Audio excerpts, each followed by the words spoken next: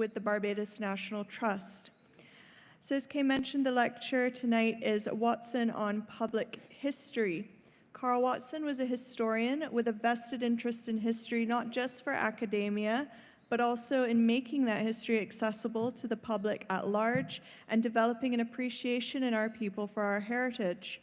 Today we have an esteemed panel who will explore the many ways in which this was achieved, and I have the honor of introducing them tonight, starting with Mr. Morris Greenidge. So Morris Greenidge has spent a lifetime examining various aspects of the heritage that is Barbados, and started as a 12-year-old on a bicycle, setting out from Holetown and finding himself in Belle Plaine, then having to retrace his very hungry steps up through the steep Rock Hall and Black Bess villages to get back home. It was the only road he knew.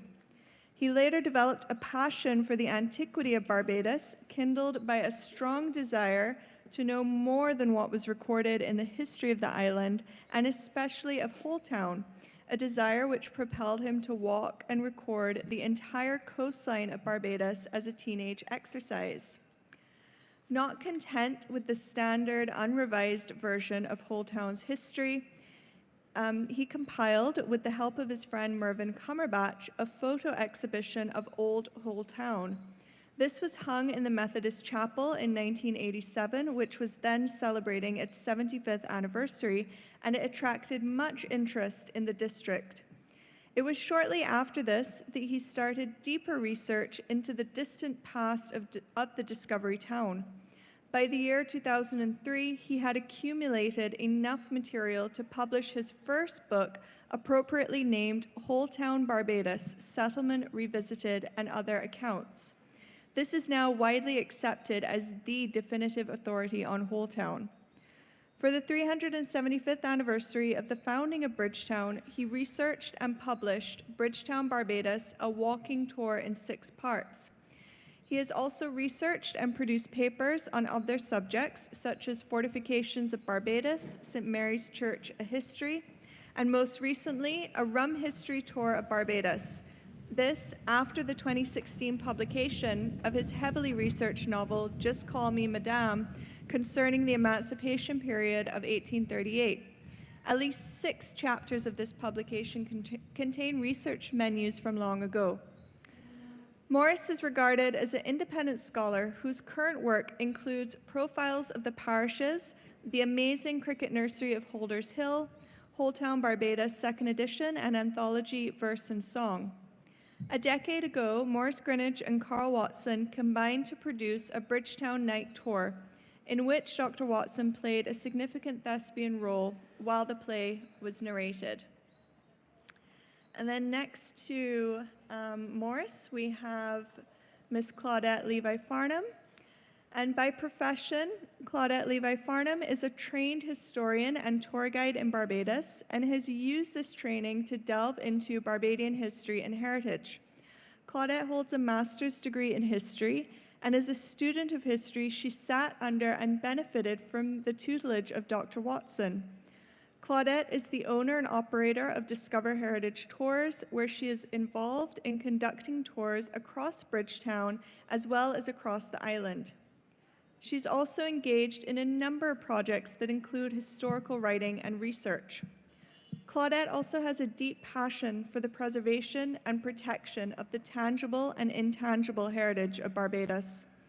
She is also persuaded that as a people, a Barbadian people, we must be empowered with the knowledge of who we are, and this is only possible through education by way of exposure to our shared history and heritage. Claudette is also one of the presenters on the popular radio program Today in Bajan History, where she's involved in researching, writing, and presenting historical content as it relates to Barbadian history. The program has been on air for close to 5 years, and the content has been instrumental in exposing and educating Barbadians about their rich, diverse, but mostly unknown history. This is tied in beautifully with Claudette's goal to use Discover Heritage Tours as the vehicle to educate Barbadians and visitors alike about the true history of Barbados, doing so one opportunity at a time. Our next panelist, next to Claudette, is Mr. Peter Stevens. Peter Stevens is an ardent conservationist, receiving formal training with the Preservation Institute Caribbean at the University of Florida. A researcher on Barbados' history since 1983, Mr. Stevens made a significant contribution to the successful inscription of the historic Bridgetown and its garrison on UNESCO's World Heritage List. With a special interest in the Garrison Historic District, an area which he grew up, he joined the Barbados Garrison Historical Consortium, Inc. in 2006. He also became a member of the Barbados National Trust Council in 2008 and was president of that organization from 2016 until 2022. He has remained at the forefront of heritage tourism development in Barbados, specializing in a variety of areas such as heritage legislation, international conservation practices, tour guide training, heritage product development, and digital research techniques. He is currently the manager at the Bush Hill Tourism Trust, Inc., which operates the George Washington House Heritage Attraction. And then last but not least, on our panel this evening, we have Dr. Frederick Alleyne. Dr. Frederick Alleyne is a former student of the Coleridge and Parry School and gained his PhD in history as well as a BA in history and political science from the University of the West Indies, Cave Hill campus. His PhD thesis was a comparative study on the Barbadian migrations to British Guiana and Brazil during the late 19th to early 20th centuries. He conducted research visits in Brazil and Guyana and gave lectures in Brazil and locally. Additionally, he taught history and social studies at secondary school and has acted as a temporary lecturer in history at the University of the West Indies, Cave Hill. Millie Gone to Brazil, The Batrots Murder and Trial, was his first publication, and he has also co-authored articles with Dr. Elaine Rocha on the Barbadian migration to Brazil in the Journal of the Barbados Museum and Historical Society and in an online journal in Portuguese for the Universidade do Estado do Rio de Janeiro in Brazil, both in 2012. Additionally, he has contributed articles on Barbadian descendants in Brazil, the Bahamas, and Guyana in an upcoming biography edited by Sir Woodville Marshall. Currently, he provides professional, academic, and genealogical research services locally and internationally. He is also a writer and researcher for the University of the West Indies Cave Hill-sponsored program Today in Barbados History, and a contributor and researcher for a history of the Barbadian rum industry at the University of the West Indies Cave Hill, and contributed to the UNESCO Rum and Sugar inscription with the Ministry of Culture. Additionally, he also provides guided historical tours. He was the former chairman of the Barbados Archives Department Advisory Committee and is a member of the Barbados Museum and Historical Society, and in his spare time, he is an avid farmer. So please join me in welcoming our panel this evening. So we are going to start this evening by inviting each of the panelists to give their featured remarks to start with. I think we can maybe start with Morris. You want to start with the old man? Yes. Thank you very much, and I appreciate the invitation to join. But my relationship with Karl is not going to be academic at all. I'm going to disappoint you. Karl Watson was unknown to me until just after I joined the Barbados Tourism Authority, BTMI now. Just about 1995, I think it was. And in the reception room, this huge man walked in and said, my name is, I think he said Greg Hughes, and I have an appointment to see somebody. And I was standing by the receptionist, and I turned and I said, Greg, are you a Barbadian? Yeah. Do you know Mr. Ronnie Hughes? Are you related? He said, no, we're not related, but he's my father. We had a laugh because as a boy, Ronnie Hughes had been one of my heroes. You see, he had been the coach manager of an awesome cricket team called Combermere School. I didn't go to Combermere, let's get that clear now. But this Combermere team included the cream of Barbados' crop, Peter Lashley, the Reverend Wilfred Wood, Erskine Simmons of Old Town, who was our senior, and in Old Town playing beach cricket, he was the man you would not let bat, except he batted last, because he never got him out. So he invited me. We would come up on Saturdays, sit down at the Modern High School for a moment, have a party, and go watch Combermere play cricket. They were in the first division. In fact, they won the tournament in 1955. Anyhow, we talked about his dad, and I was looking for, I think, trying to get a foothold into Latin America for Run Barbados. And I did not know that this young man had been working for both the BTA and the Barbados consuls in South America. He said to me, "You come to the right person, but you come to the right person too late.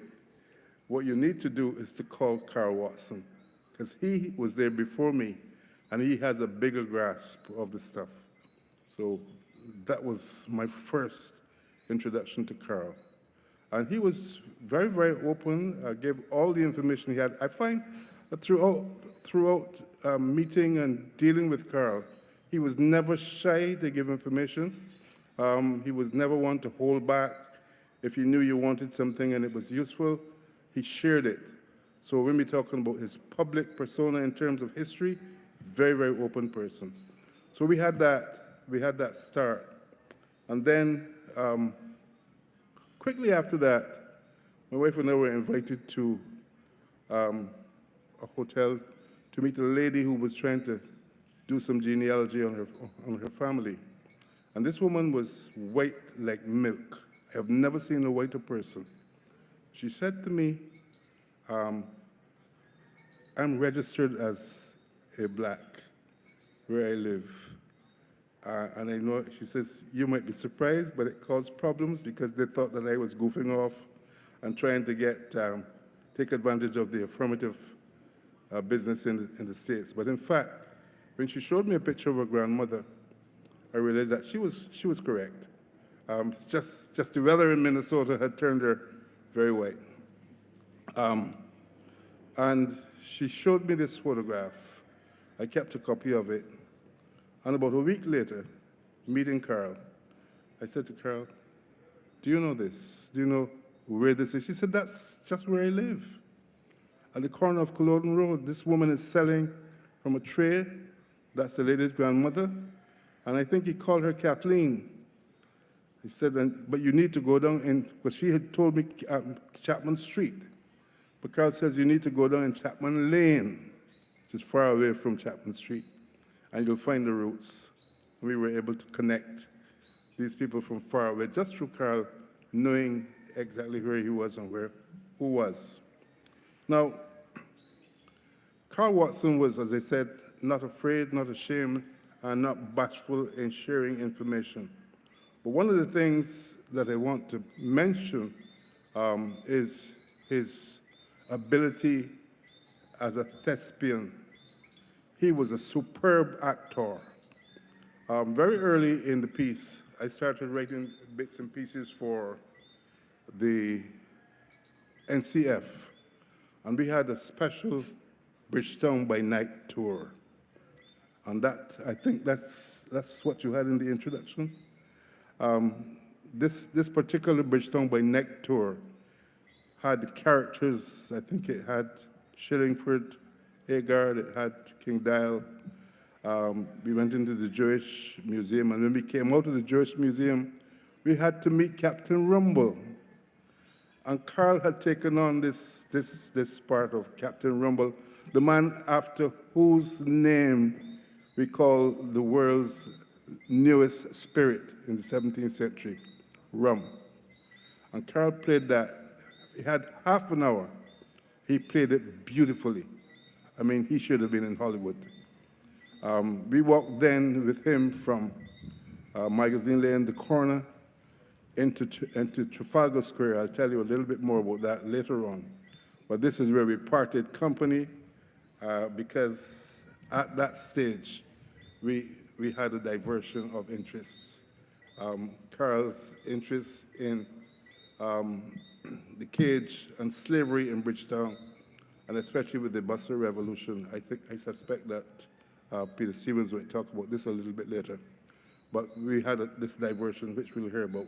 But then, a little bit after that, the BTA had a connection with Starcom, and Stetson Babb, who was then vice president, engaged Starcom twice a week. I believe it was on Friday mornings and Tuesdays, and we would be on the road 5:30, 6 o'clock in the mornings. And Karl Watson, whenever he took part, he was the live wire. He had a almost complete knowledge of wherever we went in Barbados. We went out to Nicholas Abbey. We had a wonderful time with Colonel Cave before he died. And Karl, I know one morning we went to St. Lawrence Gap. Karl was at home. Wherever we went, he was completely at ease with the history and with the people, big, small, high and low. Karl Watson was consummate as a public persona. I hope I have not taken more than 11 minutes. No, you were perfect. Thank you, Morris. Really emphasizing how Karl would bring to life some of the history through the portrayals he had. So, Claudette, should we move on to you? The only lady in the group, I'm totally prepared, so I have to walk with my script. Now, this evening we are here to honor Dr. Karl Watson and his legacy. And he did leave a legacy with us. He left a stamp on time, a stamp that salutes his work, his life's work. And that life work has amassed a public treasure trove that remains with us to posterity. And Morris has mentioned a few of those things that Dr. Watson would have done. Now, when we talk about his public history, meeting here this evening, he offered services for many years as the editor to this space, this historic space. And I find it interesting that the museum is located in the historic Garrison area, and that is where Dr. Watson chose to live. I never know the story. I don't know the story of how he got to live in the Garrison, but it speaks volumes to who he was as the total historian. And many of us gathered here would have known Dr. Watson in, different ways. We would have known him in the academic sphere, as I did, learning a lot from him as he was one of my lecturers at UE. Some as consultant, the go-to person, or as a colleague. And the idea of public history revolves around the sharing of history outside of academia. So public history really focuses, as we're speaking about here this evening, on the dissemination of history to a public audience, using different modes of contact to disseminate that information. And so functioning as a public historian, Dr. Watson used public lectures, he used writings and tours, along with his work here at the museum and also with the Barbados National Trust. Within the framework of being here, we speak of Watson's public history, and we recall the memory of a man who was a proponent of history, as I alluded to before, across a broad spectrum.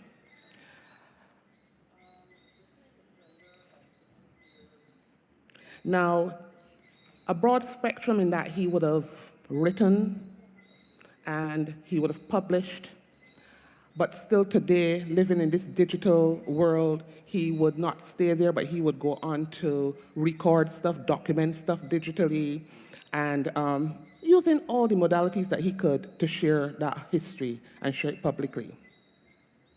Now, the old way of discovery, which is lodged in print, is still relevant, and some of his stuff is still available that way, but some of his work stored in that format and still obtainable, but not widely enough. Looking for some of his work, it is difficult to find it in print. I've been trying to get a Barbados First for a long time and still have not been able to find it. Checking, Amazon and all that, yeah?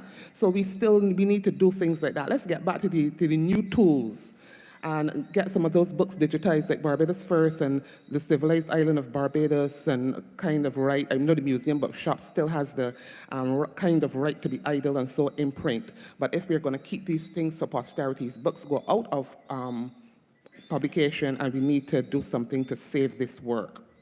And as the matter read, as Dr. McGuire said, my interest is in education, and the only way we can know who we are as a people is to be to educate the public, and that's why I am calling for something to happen, digitization to happen for these works. He was an engaging figure. Morris alluded to that, and this was evident in his storytelling. I fondly recall a presentation he made at St. Lucy's Parish Church to a packed audience. This was during the 2020 edition of Regathering. At that point, we only made it through the January and February month, featuring St. Lucy and St. Peter before COVID-19, as you know, came calling, and the event came to a halt. This was the first rendition of the Standpipe Stories, and Dr. Watson was the presenter. The evening was filled with the delivery of cultural history at its best, and marked stories about local practices and behaviors like gossiping and fighting at the Standpipe. And he talked about the folklore like steel donkeys and so on. And of course, these caused much laughter as he gave these funny stories in his soft and easy tone. He told us about the three-wheel hearse and reported a story about traversing St. Lucy. He gave an account of a personal experience. He said that, and this is all about his storytelling and his ability to evoke laughter and so in the audiences that will be listening to him. And in this personal account, he said that one night, he was caught in St. Lucy coming up to dark. And on his way out of the parish, he saw a hearse at a junction. He immediately checked his mirror and noticed that as he passed, the hearse had turned onto the road, and it was right behind him. It drove behind him for a considerable distance before finally turning off. But in the meantime, with stories of the three-wheel hearse and the hurt man very much in his mind, he said that he was trembling all the way with fear and sweating profusely. So even though the hearse had turned off, he continued to constantly check his mirrors in case it reappeared. His animated way of telling the story, along with his measured tone, had the audience cracking up in fits of laughter. So that was him in, full storytelling mode. In this arena and arenas like this, he was the live wire. And Morris and I didn't communicate on what we would say, but he used the term live wire before. And that's what I'm saying. He was a live wire of a subtle nature. I know it sounds like a paradox, right? But it was his style of delivery and the interjection of humor, along with the distinct tone that made the stories come alive as his audience erupted in laughter, while he remained steady, never breaking measure. He also enjoyed role-playing. That became a part of his involvement at the George Washington House, where he took up the persona of some characters. And we can all remember him as he was transformed into the persona of George Washington himself as he hosted the dinners at the house. Then there were the night tours. The night tours of the garrison, where along the way the attendees were sumptuously treated to the surprise, the thrill, and sometimes fright of the pop-up vignettes that punctuated the tour. Characters would make surprise appearances, and patrons would react by screaming, running away, and even jumping into the arms of anyone nearby with such fright, whether they knew the people or not, right? So that was the substance and the excitement of that tour. And then the characters would deliver their stories in the context of their garrison experiences. On these tours, Dr. Watson played the part of the spirit of a dead soldier, still covered in blood, who came out of the dark as we walked by, and he approached us from behind. We did not see him, but he approached us from behind, and he started to tell his story of being court-martialed and hung at the main guard. That was a great tour. And I am going to invoke here that every time I get the ear of the gentleman on my left, Peter Stevens, I bring up that tour. I lament about it first, and then I encourage. Ask him, Mr. Stevens, to bring back that tour. It was a wonderful product. Carol, bring back Karl. Morris is saying. One of the interesting topical issues in his public history, though, that really intrigues me is related to the search for identity, which is bound up in the unidentified, as he put it, cultural practices that we could categorize as unique enough to this island to inscribe its identity. Way back in the 1970s, when he wrote his thesis, which Barbados, the civilized island, came out of, he wrote much about the search for identity.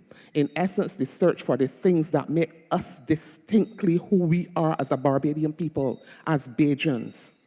And in his early quest for that understanding of who we are as the people and the unique practices that spoke directly to that, he was on a mission to find meaning.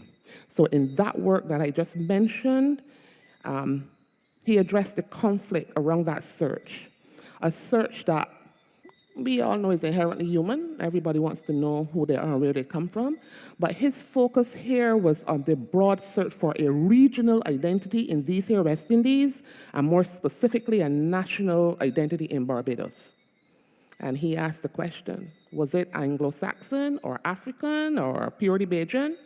Which means a coming together of practices that were influenced by both groups, and that was his argument. He would later conclude that while both continents contributed to the gestation process, as he put it, in the final analysis, the offspring was unique, with characteristics of their own. So no need to harken back to either continent, it is either place, it is right here with us.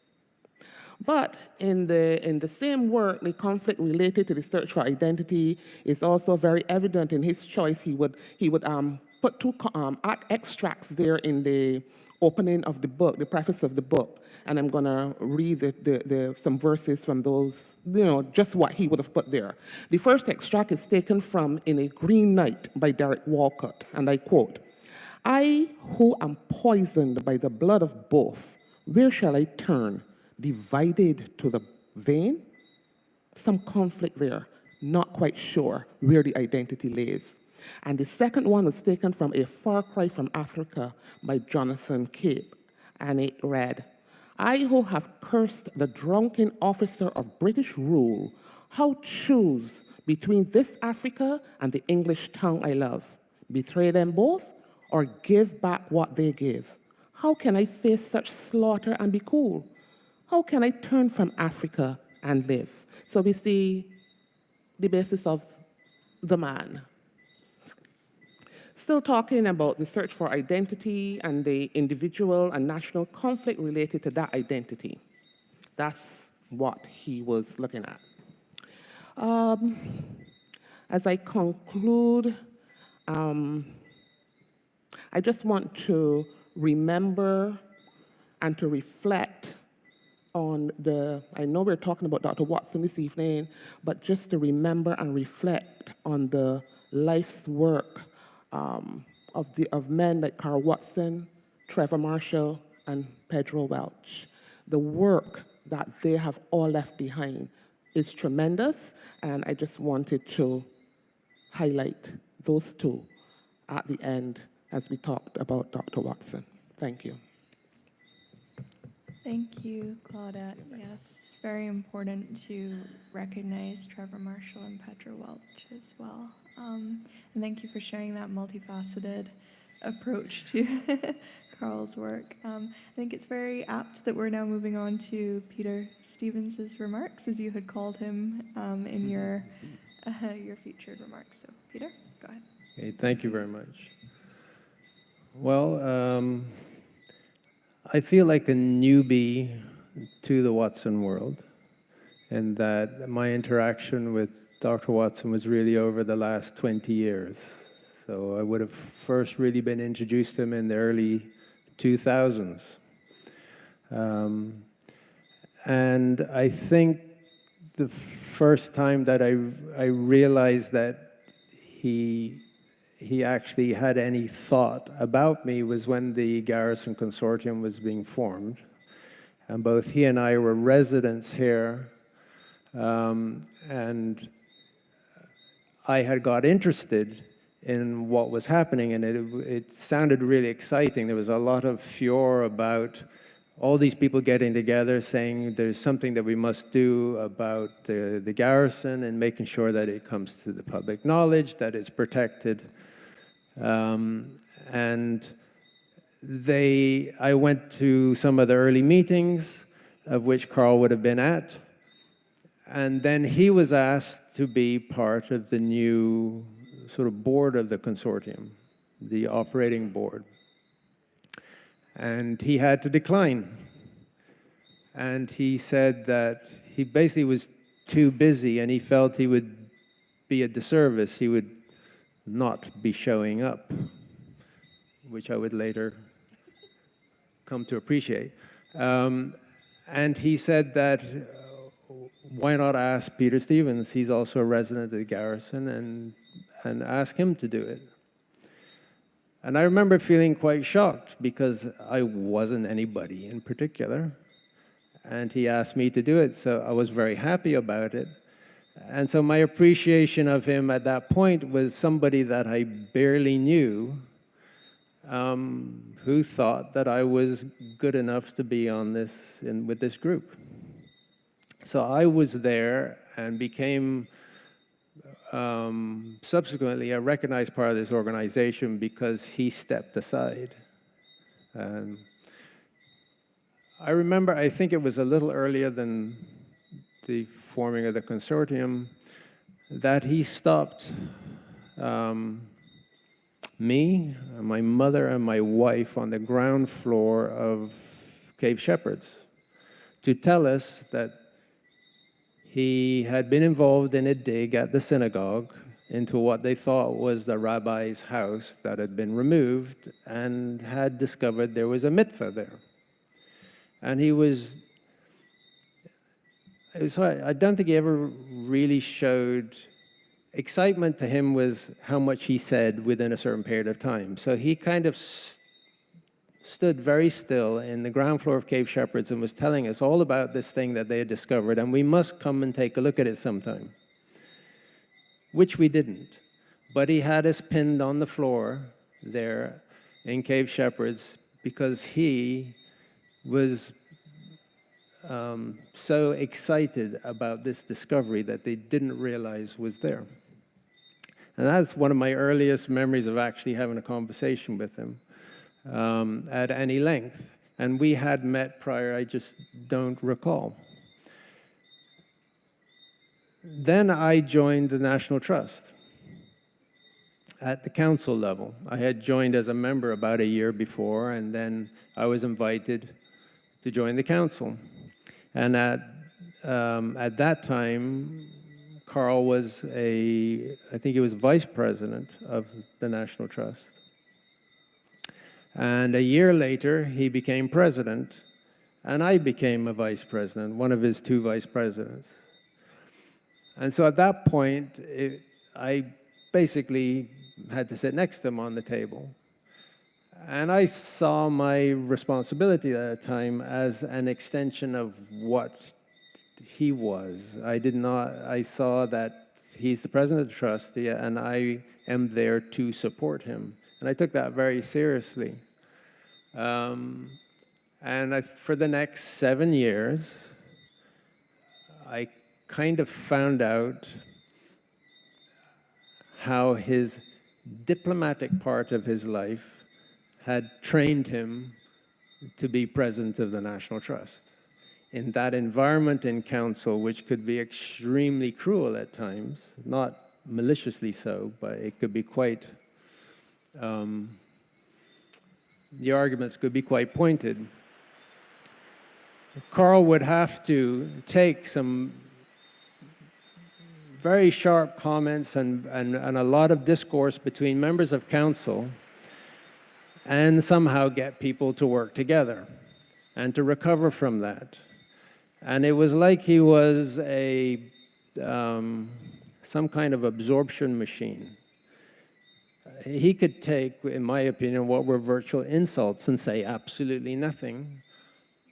And then he would come out with some positive way of why everybody was working in the right direction and get everybody to work together. While I'm sat there basically spitting blood in my head about things that are being said, he's working out how to work with people.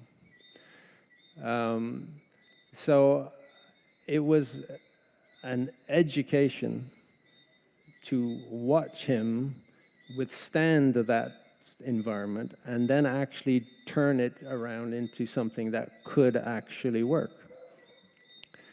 But it was during that period that we got closer because we felt very similar about things. And I learned that a lot of my opinions and attitude needed trimming and realigning because his knowledge on almost every aspect of anything at all, not just history, but just anything. If you brought up science, he would then break it down for you. Some issue, some medicine, whatever, he would have it broken down for you. I realized that there were so many different ways to look at things.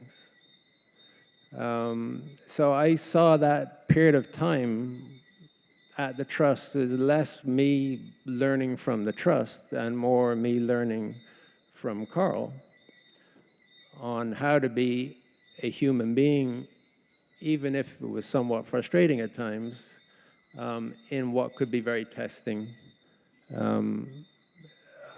environments. All during that period, I became more associated with George Washington House, where Karl, so that's a bit of a slip, calling him George, where Karl was the deputy chairman of the board and essentially the chief historian at George Washington House, and evidently a person who had an amazing knowledge of that subject. And the work that the consortium did with George Washington House tended to be, in those years, a struggle. And Karl was the medium in which we could function because he kind of understood what we were trying to do.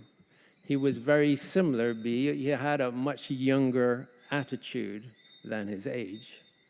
He understood some of the newer ways of looking at things. And he would kind of say to us, yes, I understand what you're saying. Just slow down a little bit, and it'll be just fine. So he was this kind of mentor, and we would get mad at him sometimes.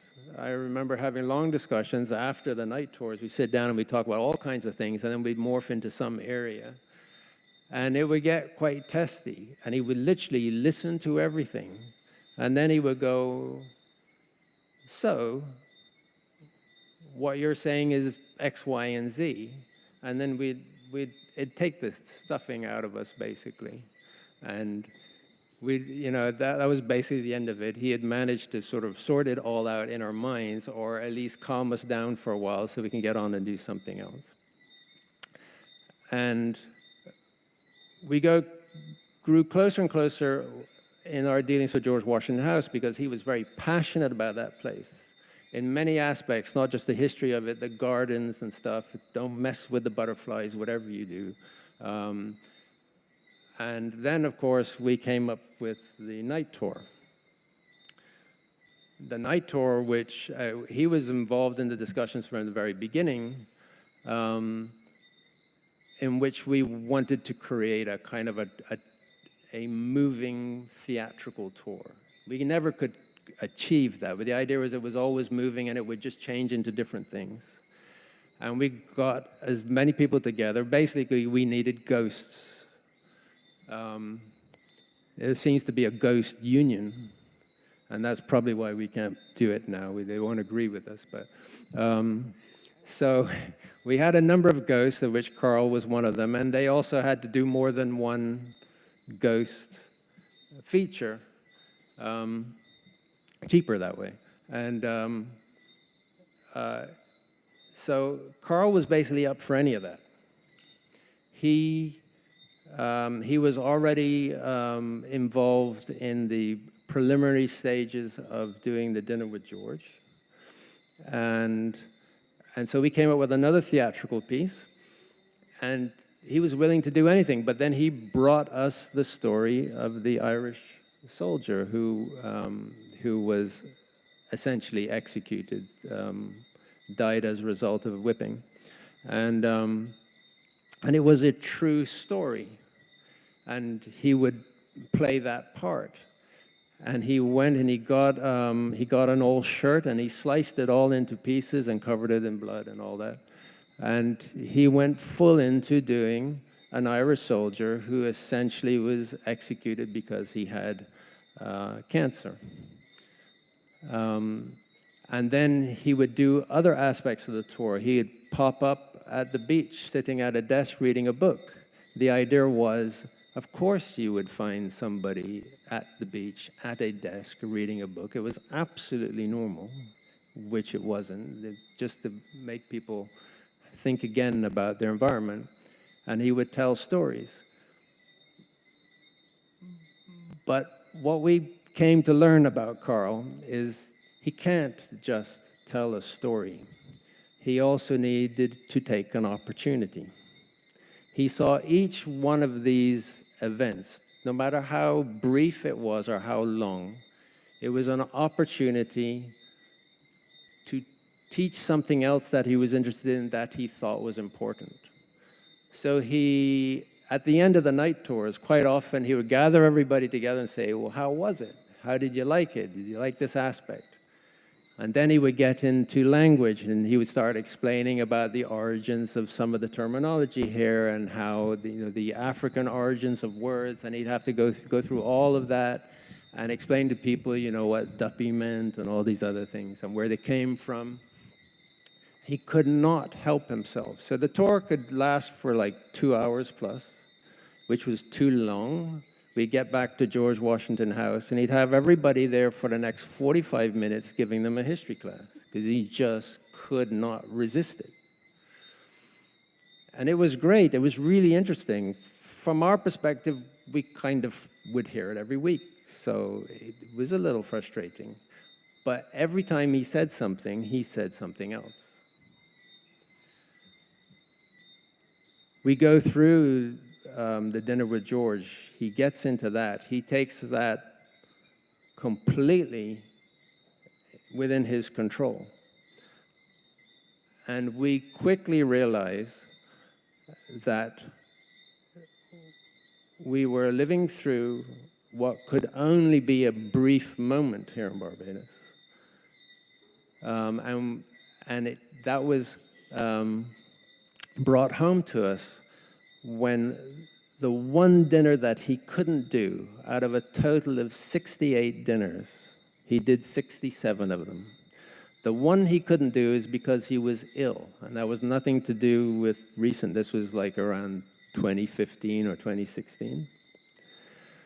And he had performed ill before. He would sit at the table and he would do his thing, and then he would go off and be ill in the toilet, and then come back and do the next thing. He was that kind of trooper. It was very hard to knock him down. But this one day, he couldn't do the dinner. It just so happened that Lennox Honeychurch was on the island. And he said he would do Karl made him do the dinner. After that, I reminded Lennox of this at Karl's funeral, and he had forgotten about it. But after that, Lennox said he isn't going to do that again. He said Lennox was barely hanging on by his fingernails in the dinner because people were asking questions. He just had to make things up. He was trying to deflect. He could not figure out what to do. And that was the moment where we realized that it was Karl or it was a nobody. Until such time in Barbados, there is a person who has that much knowledge of a single man's life that anybody can ask a question and he can pretty much answer the question, whether it's like, what did your wife feel about this? And he can answer the question. That level of knowledge is intense.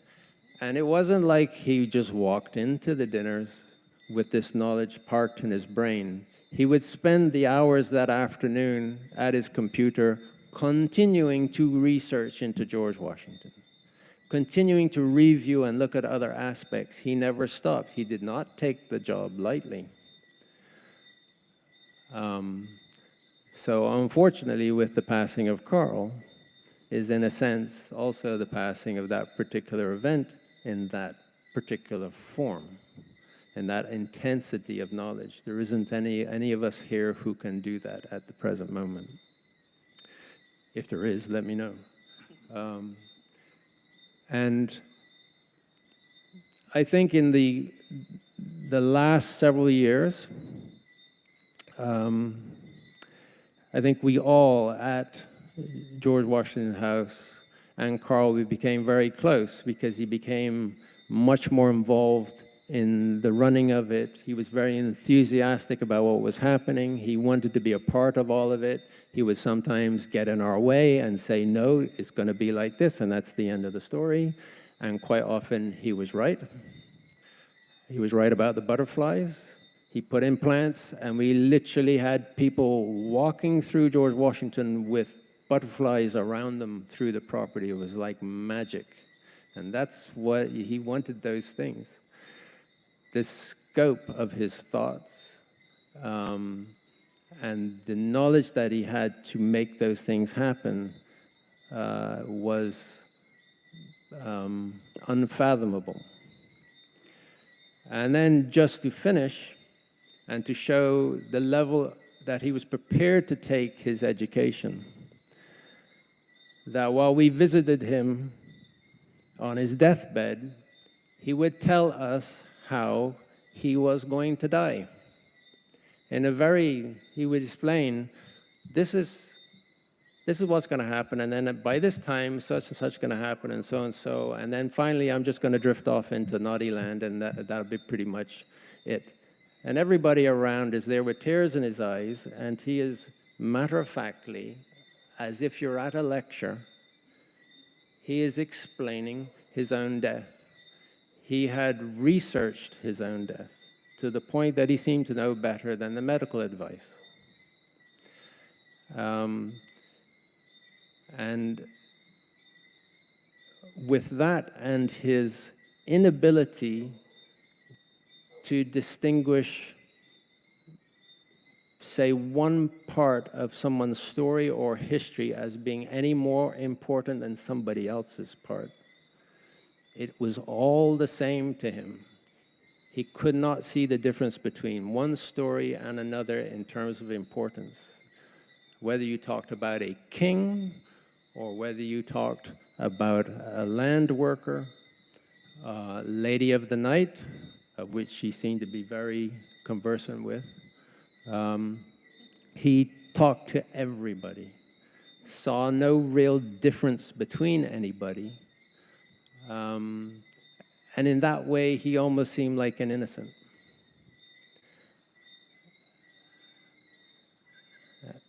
And I often, when I think of him, that's the impression I get. And that was my interaction with Karl. Thank you so much, Peter, for sharing those nuances of Karl's professionalism and his personality as well.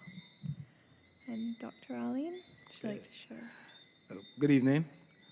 First, let me thank the museum for inviting me and also congratulating them for doing this in memory of Dr. Watson. I'm bringing up the rear, so to speak, and I'll try not to repeat some of the things already said. But I'll try to look at it from a more academic perspective. My connection with Dr. Watson started when I started my degree at the university, and he taught the introduction to history. And of course, he produced that booklet we also used. So that was a very, important foundational tool. So we had our beginnings right there. all the different theories and everything else of history. And of course, at the university, he was also, as a historian of many parts, he not only taught the social history, he was also involved in archaeology. Remember, he taught that course at some point in time also. But as the others mentioned, his classes were fun. You could expect to hear stories. In most cases, you would not be sticking to the topic at hand. There will always be some story that would come up. And he would more than likely be late, but those stories, you had fun. You would leave those classes with some story that was related to Barbadian history that you could take with you. His wide knowledge of all things Barbadian was always evident. It was mentioned this book, The Civilized Island Barbados, which came out of his thesis, his PhD thesis. And I believe that when you look at, and I refer to this book on a regular basis, and it covers the period 1750 to 1816, the year of the Bustle Revolt. And of particular interest in this book is how Dr. Watson looked at the whole Barbadian or Black Barbadian aspect of our history. And I think that was important, especially at this period. And because for many years Barbadians were thought they had no history. So in this book you see, or in this thesis, you see that he has explored aspects of our history and showed the connections between Barbadian, Black Barbadians especially, and their African roots, which I thought was very important, especially with a population, a Black Barbadian population that was mainly taught that they had no history and had no connection to their African past. So when you look at dance, he has a section on dance, he has a section on music, the landship is mentioned. All of these aspects of our history, which today, and I think that what has happened is that has spawned greater research. And that's an important point that we should note that out of, not that he may have been the first person to have mentioned these things, but you can see, this book was published in 1979. And since then, we have publications on the landship, an entire publication on the landship, and greater research. We see how important as a cultural expression the Tuk band today. The landship is now something that is a part of our culture that is practiced in the schools. So as I said, I found this book to be very important, especially when you want to look at Barbadian history across the board.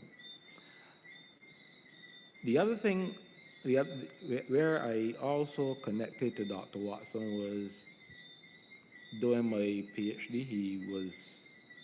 He did some of the graduate classes where we looked at the heritage, Caribbean heritage, and here again you have Karl Watson speaking about all aspects of our heritage, the built heritage, the environment, the natural environment, because, and that part of it was one of the things that particularly I was impressed about him with, because one of the things I don't know, Claudette would remember, his interest in birds. He could speak a whole lot about our our flora and fauna, just as much as he will speak about buildings. And out of that, I can say I had the opportunity to teach environmental history at UWI. So there wasn't any great need to, to do any great deal of preparation, because I used his models. So it was a very simple course, even though I was doing it for the first time. So I found that he would cover all of these topics in the short time that we had for our class. So he would be from the environment to like bring little anecdotes about, various aspects of our history. He'd be talking about the buildings, about what should be preserved and why it should be preserved. And of course, his work was not confined, at least his lectures were not confined to the physical classroom. Tours. He would take us on walks in Bridgetown. I remember as a group, he joined us up into we became members of the Barbados National Trust. And we would go to the open houses. He would take us to the open houses. But Bridgetown was one of his favorites in my view, in that he would take you through the walks through Bridgetown, explain the history of all these different places. These were things that impressed me most about him. His knowledge, his vast knowledge of the various places in Barbados, the various aspects of our history, which I believe, as I earlier said, has continued to form or help to build the foundation for a lot of the research that we are continuing to do today. His work with the Jewish synagogue and the Barbados Museum, the journal is replete with numerous articles about the Jewish history of Barbados. And we have to thank him for that. And of course, his physical work at the museum. Peter mentioned the mitzvah. That was a fantastic revelation. But when you actually go to visit the synagogue today, and you look at its museum, you can see Karl Watson there. You can see his work. The mere fact that the synagogue is what it is today, really we have to thank him significantly for the development that has occurred there. I'll go back to Bridgetown. When we look at the area of the Greenidge and how it has been restored and landscaped, I know that was also one of his significant interests, and having the type of vegetation and everything that is currently there. I think many people pass that area and don't realize the amount of advocacy and work that has been put into that place, and the work of persons like Karl Watson in having that very, very unique, well, to me, it's one of the most beautiful spaces in Bridgetown. And I see people enjoying it, people boating on that part of the Constitution River now. People can come out and sit on the benches and everything and enjoy it. And I think it is a fantastic memory to his work. The Bridgetown UNESCO project, again, we owe a great deal to his work in that area also. His research, again, not only on the Jewish element in our history, but the white population in Barbados and the Caribbean. His work is also evident in that area also.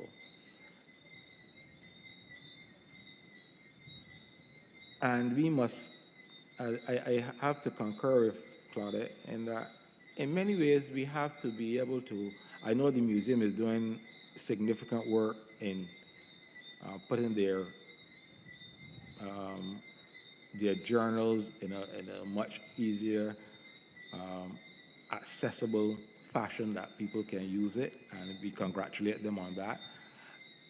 And we need to continue to do this because the work of Karl Watson, before I get there, Newton, and we having now significant development at Newton.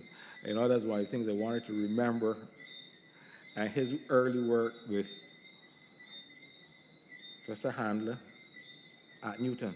You know, whatever we are getting at Newton now, the important developments at Newton, we should remember his work at Newton in bringing to light that significant part of Barbadian history. It has allowed us to have a greater understanding of our African past. The book,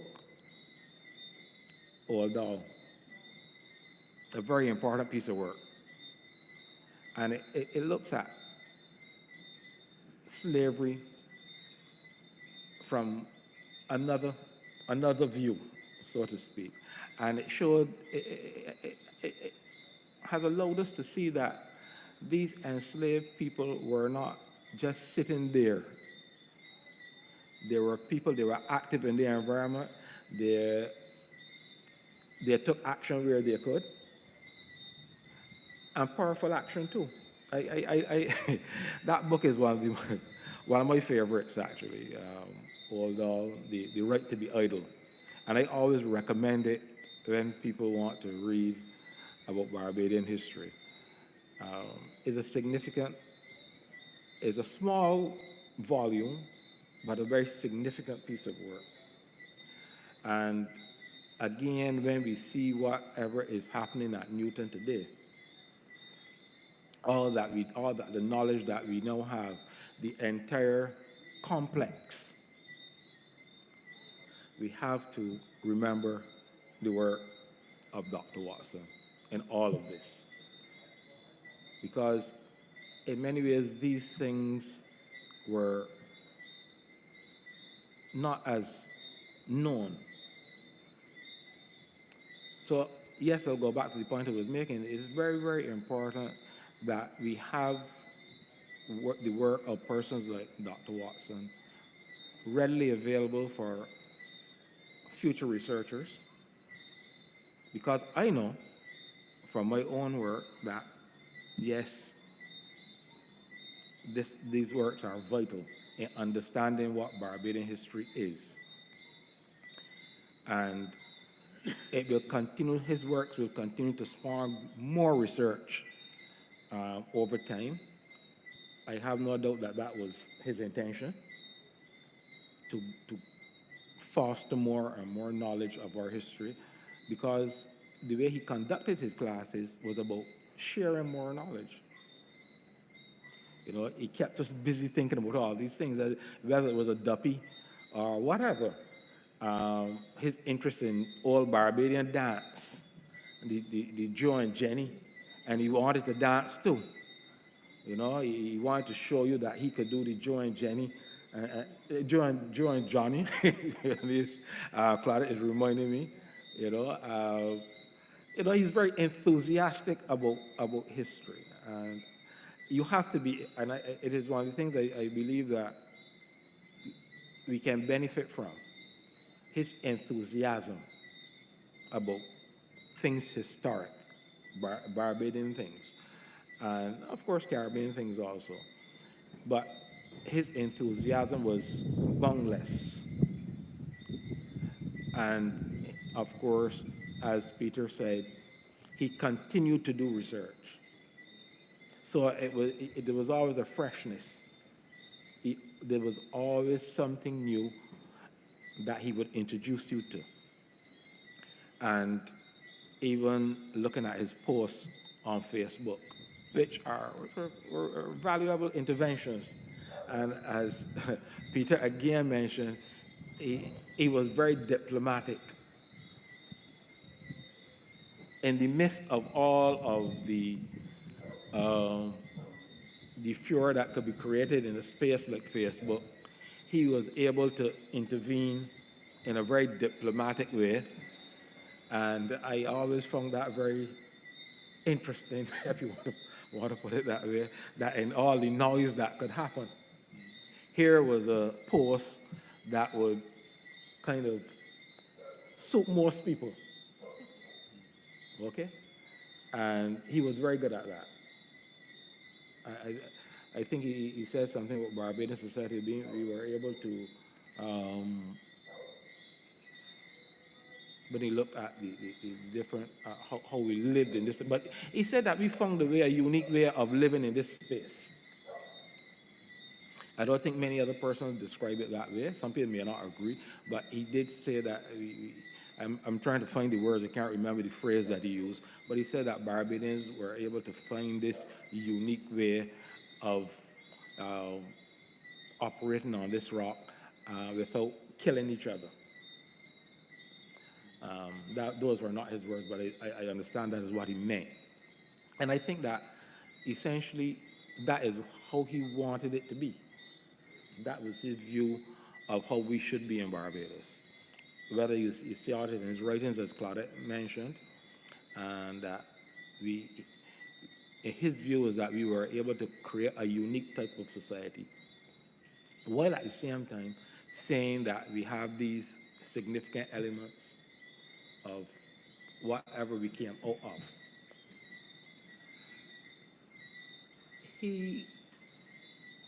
Because he was also a person who was interested in the natural environment, there was a certain level of humanity that you saw.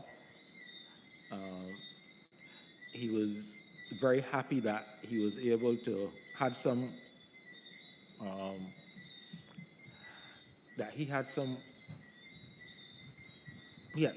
what are the word I'm trying to use? He was able to convince some persons in Barbados to stop shooting the migratory birds. Such was his interest in things. You know, he saw those little birds and he said, look, you know, just like he was interested in the butterflies. So that was the kind of person that he was. Visiting the swamp with him as a class, the swamp up here in Woodbourne, and he would talk about all these birds and, you know, how important they were and point out the different birds and everything. So this was beyond the classroom. And then he took you to the classroom outside. So all of it came together, and it really was, he was a complete historian, in my view, when it came to Barbadian history. So, and of course, all the other things he would involve himself in and become a character of some character. That was Karl Watson. I think that we have to continue to value people such as he was and continue to preserve his work, continue to build on his work. Because I think that one of the most important things that we need to continue to do as historians in Barbados and the Caribbean is to continue to build on his work, because he has left a significant amount of work that can continue to give us more things to look at in Barbadian history. Because this little island has lots of history. You only have to come to the museums, library, or go down to the archives, and you're always seeing something new, something that you did not see the day before. So it is our duty to continue to build on the work of persons like Dr. Watson, and as Claudette mentioned, persons like Dr. Welch and Trevor Marshall. All three persons were persons of significant knowledge. You could not be in their presence without being well educated on the history of Barbados. So I will end by just saying that his academic production has been significant, and we were lucky to have such a person in our midst, and that we have a duty to continue his work and continue to educate Barbadians about what our island is all about. It can only make for us being a better place, especially as we navigate times like these. I thank you. Thank you, Dr. Alleyne. I think that call to action is a nice note to end on. Please join me in giving a round of applause for our panelists so far. We are going to open the floor up for audience questions if there are any, but I wanted to offer the panelists an opportunity to respond to each other if there was something you would like to say to your fellow panelists at all. Claudette, yeah. Yes. I am always intrigued, or I was always intrigued about the Joe and the Johnny, as Freddie was talking about. He loved, like we said, acting, he loved dance, all those things. And in classes, he would always talk about the Joe and Johnny. Have you ever seen him do it? Never. You ever saw it? I think he tried it at one point. He said he tried to remember how he did the Joe and Johnny. Listen, he would always talk about Joe and Johnny. He Feel was free to so- provide demonstrations of anything he showed you in class. But that's what I'm saying. That's what I'm trying to get Freddie to do for us. No. Because although he was so enthusiastic about this thing and talked about it so much, we cajoled him, but we could never get him to do it. So I wonder, did he really know how to do the Joe and Johnny, or is it something that he heard about just like I would have heard from my great-grandparents? Yeah, that was one of his favorites, this Joe and Johnny dance. Yes. And the other thing I'd like to say is Freddie touched on his storytelling, and I talked a little bit about it, but he was a consummate storyteller. And I'm telling you, these people come into our lives and we intersect with them along our journey, and they plant seeds in our lives. And it's only at moments like these that you really recognize the significance of who they are or were in your life. Because that storytelling, he did tours in that form, in that format. And I do the same thing because it gets the information over in a lighter way. You get the gold, you're successful at the gold, but you don't do it in an academic way to bore people who are not academic. So those are the little things. As I sat and listened to Freddie speaking, that came to me, like, you know what? Did I get that from him? Because that's exactly what I do. I find that an excellent format. So yeah, they really plant seeds that we carry with us and grow big in our lives. Yeah, I want to say that this aspect of Karl being a dancer is something that blew right past me until just before he died. And listening, like not seeing him dance various things, I understand that he used to go head to head against people like Billy Gollop on the dance floor. And he was pretty good at dancing. And I think Billy Gollop told me that he remembers that they used to go and really cut it up on the dance floor with Billy and his wife Avril and Karl and whoever was game for a laugh at the time, I guess. But I never saw this aspect of him. I do remember coming into work at George Washington after there'd been an open house. And I was told, oh, Karl was dancing with, I don't know, Penny Hynum or something on the front lawn. I said, really? And they said, yes. So I got out the security cameras and I backed them up to the day before and I had a look and there he was dancing on the front lawn at open house. So fairly recently, he had exposed himself in that respect in front of everybody. I'm just sorry I didn't record the footage.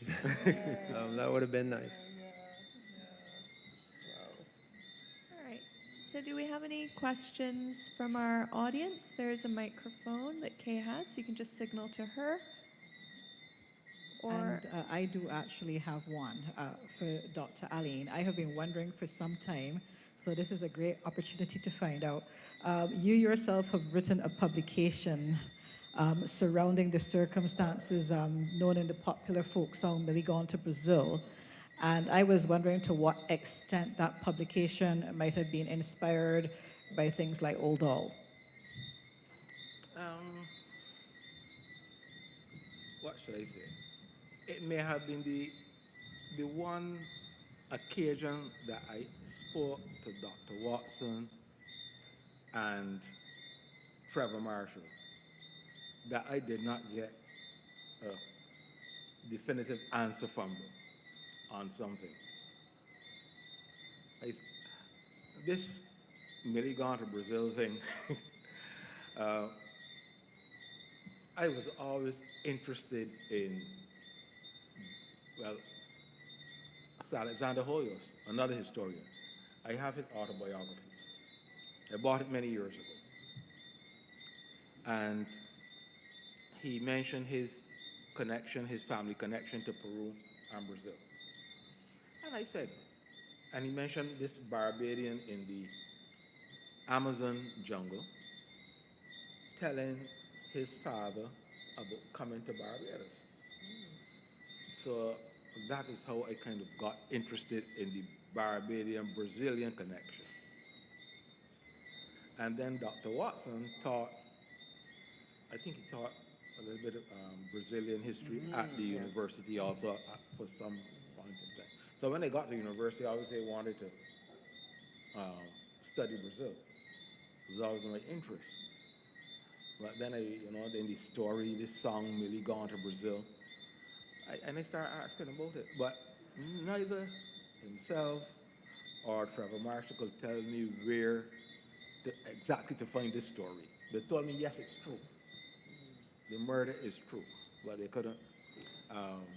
So that, I did ask about it, but I found it eventually. It took a while, and I found it.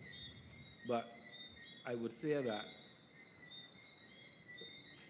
Karl's interest in South America and Brazil, particularly Brazil, because as Morris mentioned, that was one of his areas of work, and so he encouraged, my work from that aspect, and any advice that I asked him about, anything I asked him about, he would, of course, share.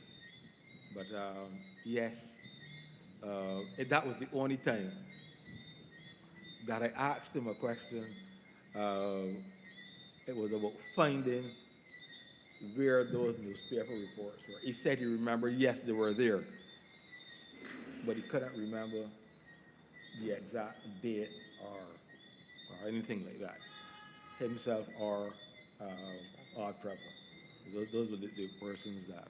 Actually, I came across it by accident looking at criminal records that I just happened to be looking through some police records, and there the report was in the police records, and I was able to then to follow up with the Barbadian newspapers.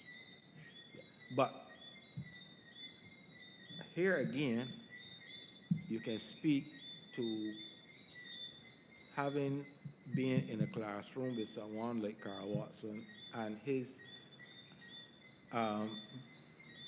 research, his vast research, because you have to, it shows how, and I would have to say that as one of the persons that I came under his hand at the university here was someone you could take great example from in terms of doing your research.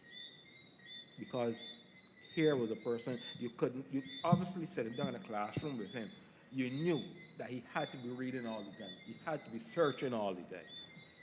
He couldn't come to you with these stories that he made into fun stories, yes. But you knew it was solid research. So that was important. So like I said, that connected me in that way, yes. That you had to do research. I will also add in our, before the session started, I was discussing here with Peter, and Peter mentioned how Dr. Watson immersed himself in the character George Washington. Now, Claudette does tours, and of course we have the senior tour person here. We have to say it, the senior tour person in Barbados. Then you are, one of the things you could take from Dr. Watson, and as a person involved in sharing Barbados history, whether it's a tour or a lecture, is that he showed you the importance of being able to prepare yourself for anything that will be thrown at you. Because when you go there to do a tour, anything or anyone could ask you anything. So you had to be prepared. And I think that that was a fine example that you could take from him. That he was a person that was, well upon anything that you could ask him. In the classroom, as we sat down there, and he was challenged on many things. And Claudette is a witness to that. We would ask him all types of things, and he was prepared. He was always prepared. You could even ask him about Game of Thrones. But, yes. Oh, right. Yes, anything, anything at all.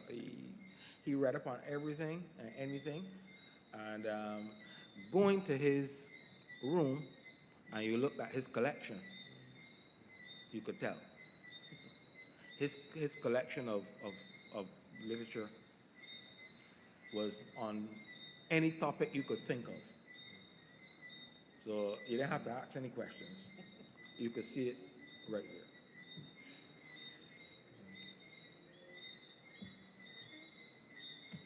Ariel, do we have any online questions? No online questions? None from the audience? Well, I could add to that last comment by Frederick there, that despite the fact that he knew so much, that he did so much research, if you wanted to discuss something with him, he did not make you feel like you knew nothing.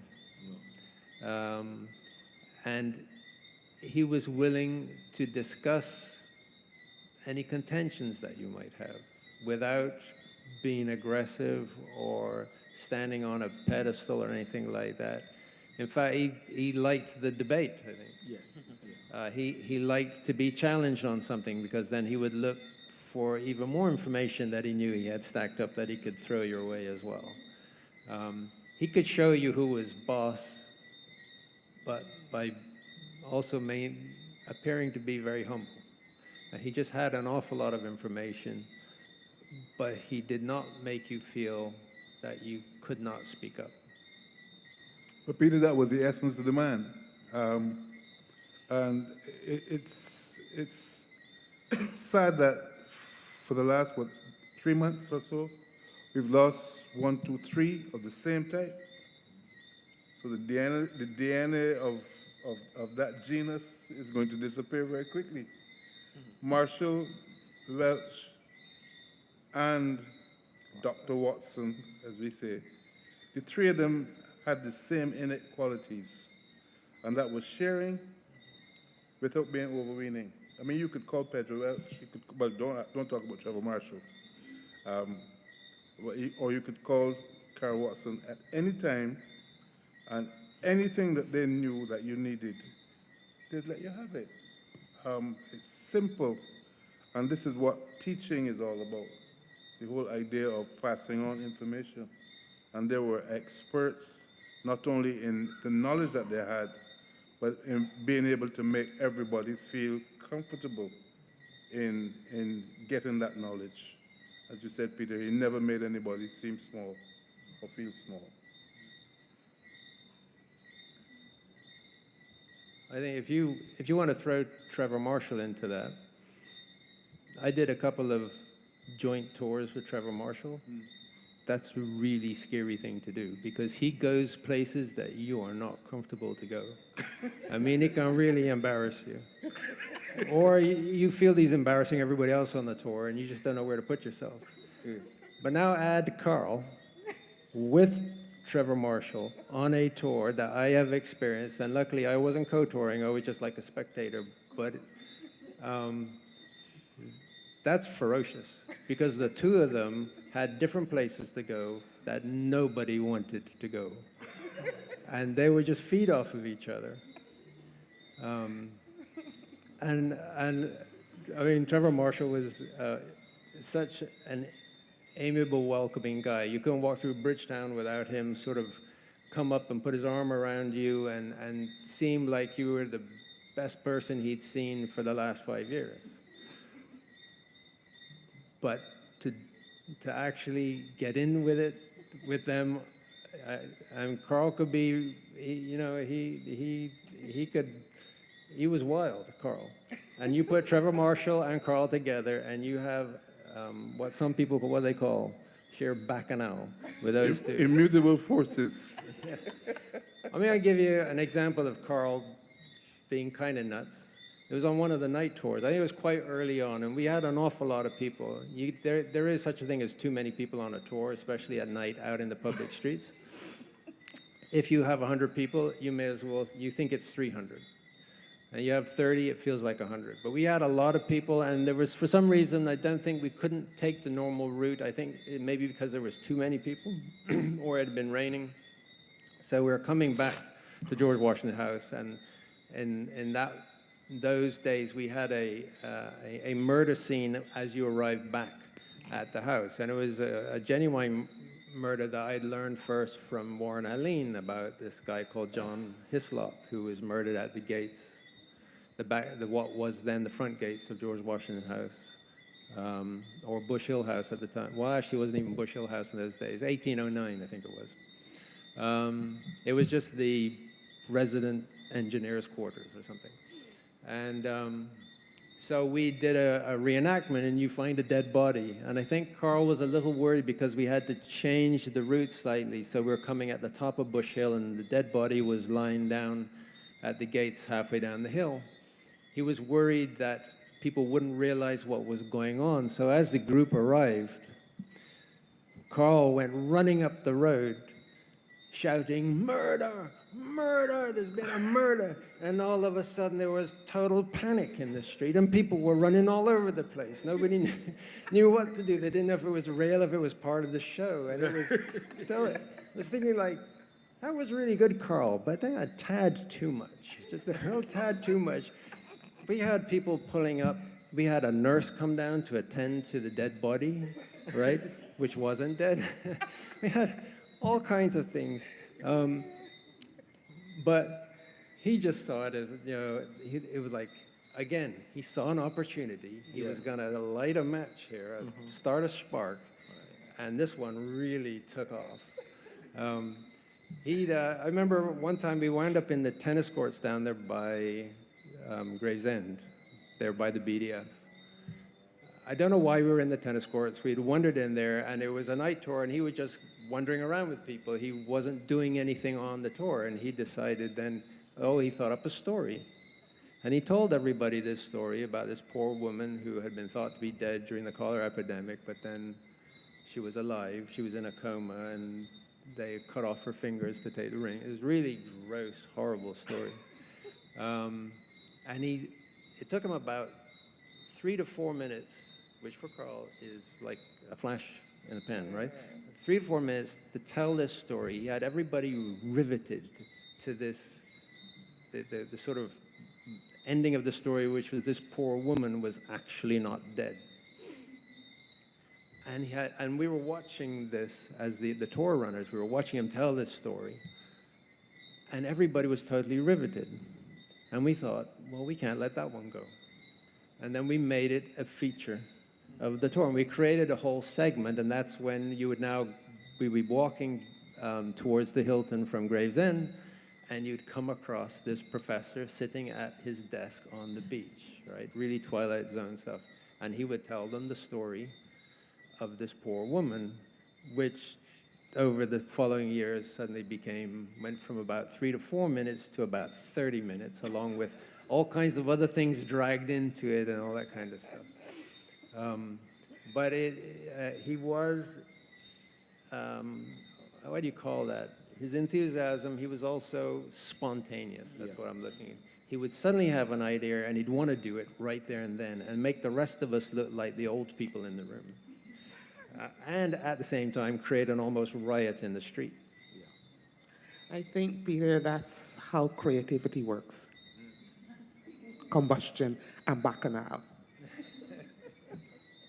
I remember those scenes, that particular scene of the dead body at the gate, though, and that always erupted, because I would bring groups from a church or anything that I'm in, any organization I'm involved with, I always bring people to that night tour. And I remember it always sparked, people weren't sure about what was really happening. Was it real? Was it not? Was it, like you said, a part of the show? But it always evoked that combustion that is good for that kind of a tour anyhow. Yeah. No, we did have one time some of the ladies that worked nearby in that area. They happened upon the dead body because we were late and he was out there lying down, and they went up and they actually were kicking him. They didn't know if he was alive or dead. And they were just trying to, they didn't know whether to call the police or to call the newspapers. And then when they realized that their phone didn't have any time on it, they decided to run away. And he just played dead. This wasn't Karl, and so he played dead listening to it. So it created its own stories, and we would sometimes relate those real life stories at the end of the tour about things they'd seen. I should say that there's one particular, Karl's performance as the Irish soldier. It happened in a number of ways. I think you explained it when he would come up behind you, and we would change how these things happened. We changed the direction of the tour, and the Hislop murder would go to the beginning and be more dramatic, because he would still be alive at that point. And so Karl, some years ago, he had a cancer issue in his arm, and he had an operation for it. And he had literally had the operation a day or two before, or if not, the day before. And he was in quite a bit of pain. And we had a night tour running, and we said, well, we'll figure something out. We'll get another ghost. He said, no, I'm going to come and do it. I'm fine. I'm going to do it. So he came out, and he was in pain. The thing is that the story he was telling was of a man who had cancer and was turning up late for parade. And they thought he was just lazy, so they would beat him, and then he would still turn up late. And so they beat him again. Eventually he died, and they realized that he had cancer. So he would tell this story, and this one particular night, I think we had about 30 or so people, and it was there right next door. It was in the grounds of Stafford House. So we were between Stafford House and Horseshoe Manor. It was done there, and it had all this strange lighting with the arches. And I remember watching it, knowing that he was in pain.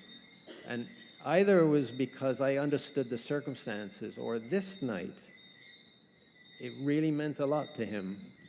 But he did the most spectacular performance that left a lot of people at the time in tears. And for me, it was the knowledge that he was in pain from a cancer operation, and he was doing this performance in line with the times that he was ill and other occasions when he continued to perform even though he was ill. That's a lesson to anybody who feels like, well, I'm a little tired, I don't want to do this today, right? His enthusiasm and his determination to get his message across transcended how he felt physically about things, or possibly how he felt emotionally about things. He would still turn up for work, and he would do it.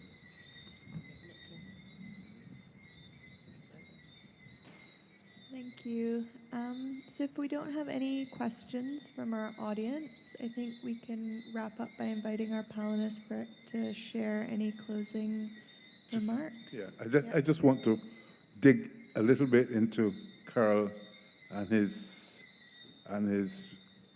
fondness for digging in the earth. as he used to call it. Um, um, I, Kevin Farmer would probably be closest to him in this aspect. But I remember him calling me once, telling me, we have a dig to do right next to St. Mary's Church. I said, inside the yard? Or I figured he was going to dig up a corpse. But he said, no, it's outside. Actually, he documented that piece of archaeology quite well. And I think the museum has some information on that. There's a big house on the spot right now, but before that house was built, Karl did quite a bit of work, and he had documented all the pottery, Portuguese, going back, he thought, to the 17th century. And I thought that he had a very avid interest in archaeology. He called it digging. But when he did tell me that he had to dig by St. Mary's, I thought he was going to dig in the actual churchyard. I was a bit worried because I know that St. Mary's values their corpses and their graves and so on fairly highly. Actually, this might be a good time to remind us that they're doing a tour in the yard on Saturday evening as well. Thanks, Morris. And I believe that Kevin Farmer actually gave one of the very first lectures in this series on Karl Watson and archaeology, which should be available for viewing on the museum's YouTube as well, for anybody who would like a deep dive. Claudette, would you like to give any closing? I just want to say thanks. I want to say that I think I was blessed to have been a part of the field of history. I would have done a lot of things before I got here. I went overseas and I did business.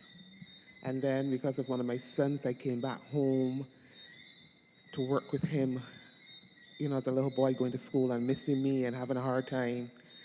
And I said I'd give him 2 years into secondary school and then I'll go to the University of the West Indies. I went to the University of the West Indies. I did psychology with a minor in history, right? And after that, I was going to do counseling psychology, and they were not ready. It was not properly accredited yet. So you know what? Look, let me be real about myself. Let me get back to my first love, which is history. And while we had never broken up, we were separated for a little while, but then I got back to that. And even when the psychology program became accredited, I never looked back. And so today I tell people all the time I'm living my best life as a historian and doing the thing that I really love, so I can really understand Dr. Watson's enthusiasm, his love for it. You fall to sleep at night and you're thinking about things to do, things that you can look into, and you're driving along and some idea comes or something comes in the night and you get up and take your book next to the bed and you write down the stuff. So you're kind of like infused with this thing, whatever it is that we call history. So I feel blessed to be a part of this field and to have known the three men that we mentioned, but it's, particularly tonight we're talking about Dr. Watson and the legacy that he would have left us with and the fun, the exposure that he would have given us out of the classroom in different ways of teaching, which really taught us a lot. So yeah, I think I've been blessed. Thank you. Thank you. Peter, would you like to give any closing remarks? Well, I think I'm hearing everybody's individual accounts and reminding me of things that I haven't said, and it what it is really is that Karl, he was not just a historian, and his knowledge was not just history. He had an appetite for knowledge that literally had no limitation. He would speak on current affairs. He would speak on streaming dramas. And if he didn't know about it, he would ask you what it was you were interested in, and he wanted to know. He knew as much as he possibly could. So he has dancing in there, evidently. He's got archaeology.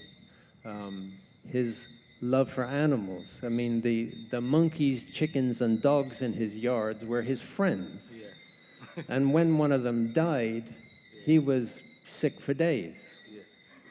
And he couldn't know everything, of course, but he knew an awful lot. And for somebody to do that, it doesn't come for free. You can't spend your life knowing so much and not give up something that most of the rest of us take for granted. So all the things that he has given us also came at a price for him. But the one thing that I think that he would really like people to remember about him, and the one thing that he truly loved more than anything else, was this island, Barbados, and the people, past, present, and those to come. He just loved it all. And I think that would be something he would like to be remembered for. Not perfect, but I think he truly loved this country and every single thing about it, and he committed his entire life to knowing as much as he could, even beyond the borders, but you couldn't really question his overall knowledge on Barbados. Thank you, Peter. Dr. Alleyne? As Peter just said, you continue to remember things and about him. But I will close by saying that we owe Dr. Watson a great debt for the amount of work that he has done in terms of recording our history. And I made specific reference to the fact that he paid attention to Afro-Barbadian history as a sector of our history. His work with, and as Morris said, he loved to dig. So we know about the enslaved burial grounds around Bridgetown. Things like that, with Pierhead, Fontebelle.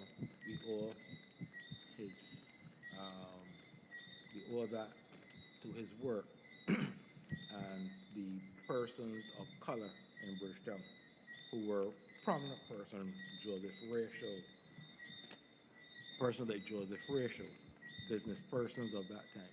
So I will close by saying that we now know much more about ourselves and our history because of persons like Dr. Watson.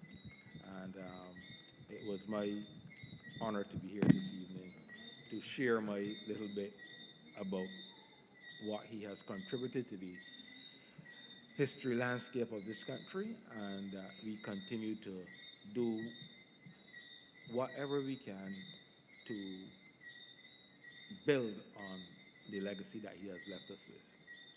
Thank you. Thank you, and thank you so much to all of our esteemed panelists this evening, as well as to our audience, both here and online, for joining us. We do invite you to return for the next event next week in the series, which is a panel discussion entitled Exploring Watson's Jewish History, featuring Sir Paul Altman, which is on the 18th of June, 2025. Excuse me. Okay, sorry. But for now, let's just give our panelists another round of applause, and then you are welcome to some refreshments in the back. Thank you.